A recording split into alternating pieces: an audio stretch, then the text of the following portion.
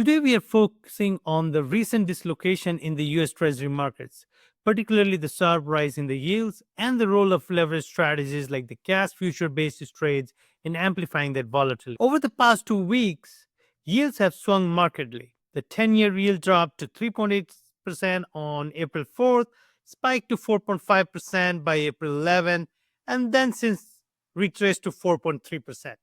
These are not ordinary moves. They reflect a confluence of macro and technical drivers. So let's start with the fundamentals.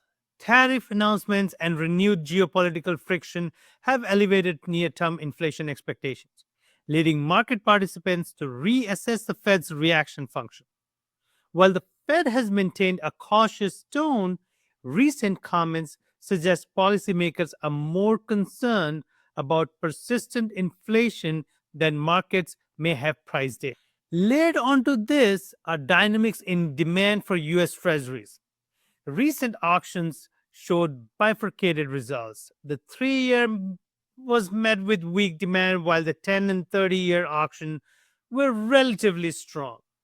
However, the fact that long end yields moved higher even as the dollar weakened raised question about sustained foreign appetite, particularly in an environment of rising hedging costs. So now to the technical driver, the Treasury cash future basis trade.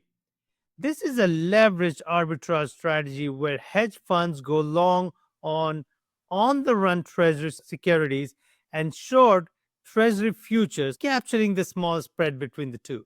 So in stable environments, these trades is relatively low risk. But when the yields rise sharply, as they have, the value of the cash leg falls. Since these trades are typically financed with large amount of leverage, even small losses get magnified and triggers margin call. This has led to forced deleveraging, where funds have to unwind position by selling cash treasuries, adding further upward pressures on yield. It's a classic feedback loop. Rising yield, basis loss, forced selling, even higher yield. Compounding this is the rising term premium, a reflection of investors' demand for greater compensation to hold long dated treasuries amid growing U.S. fiscal concerns. Proposals like the reconciliation bill would materially increase debt issuance, pushing long end rates higher independent of Fed's expectations. To wrap up, this rate volatility is the product of both structural and cyclical forces. While it presents challenges for risk management in short term, we see opportunity for long duration investment. If market functions continues to deteriorate, we would not be surprised to see the Fed intervene